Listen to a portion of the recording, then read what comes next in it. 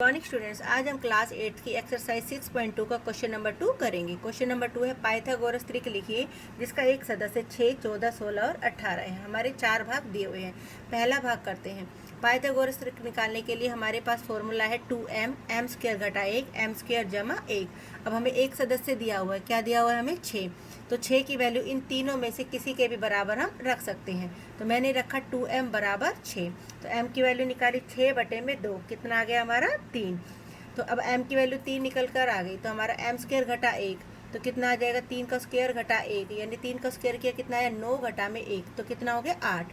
तीसरा है हमारा m स्क्वायर जमा 1, 3 का स्क्वायर जमा 1, 9 जमा 1 बराबर 10। तो पाइथागोरस त्रिक में हमारा क्या निकल के आया, एक सदस्य तो हमारा 6 दिया हुआ था, एक निकल के आ गया 8 और एक निकल के आ गया 10।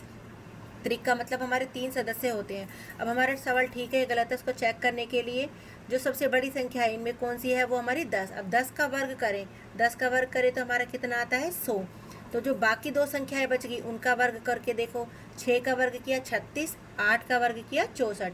अब हम 36 और 64 को जोड़ेंगे तो हमारा कितना आएगा 100, यानी दो संख्याओं का वर्ग जो सबसे बड़ी संख्या है उसके वर्ग के बराबर होना चाहिए। अब अगला है हमारा 14 दिया हुआ है हमें दूसरा सदस्य, तो हमने लिखा 2m बराबर 14। तो m हमारा हो गया 14/2, तो कितना हो गया हमारा 7। वह m स्क्वायर घटा 1, m कितना था 7, 7 का स्क्वायर किया घटा 1, 7 का स्क्वायर किया कितना हो गया 49 घटा में 1 तो कितना हो गया हमारा 48।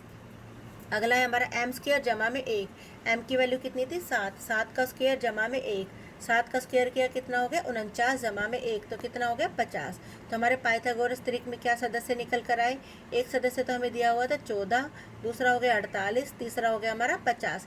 अब यानी 14 का वर्ग और 48 का वर्ग करें तो उन दोनों का जोड़ हमारा किसके बराबर होना चाहिए, 50 के वर्ग के। तीसरा है हमारा 2m बराबर 16, तो m का मान निकाला 16/2 कितना आ गया 8। तो m स्क्वायर घटा 1, m की वैल्यू निकाली हमने 8, 8 का स्क्वायर घटा 1, 8 का स्क्वायर किया कितना हो गया 64 घटा में 1 तो कितना हो गया 63। अगला है हमारा m स्क्वायर जमा में 1, यानी 8 का स्क्वायर जमा में 1, 64 जमा में 1 कितना हो गया 65। तो हमारी पाइथागोरस त्रिक निकल कर आ गई 16, 63 और 65। अगला है हमारा एक सदस्य दिया हुआ था 18, यानी 2m की वैल्यू हमने किसके बराबर रख दी 18 के। m का मान हो गया 18/2 कितना हो गया 9। तो m स्क्वायर घटा में 1 निकाला, 9 स्क्वायर घटा में 1, 81 घटा में 1 बराबर 80। अगला था m स्क्वायर जमा में 1, यानी 9 स्क्वायर जमा में 1 तो 81 जमा में 1 हो गया 82। तो हमारी पाइथागोरस त्रिक क्या क्या निकल के आ गई, एक सदस्य तो हमें दिया हुआ था 18, एक हमने निकाल दिया 80 और एक सदस्य हमारा क्या हो गया 82। Thank you.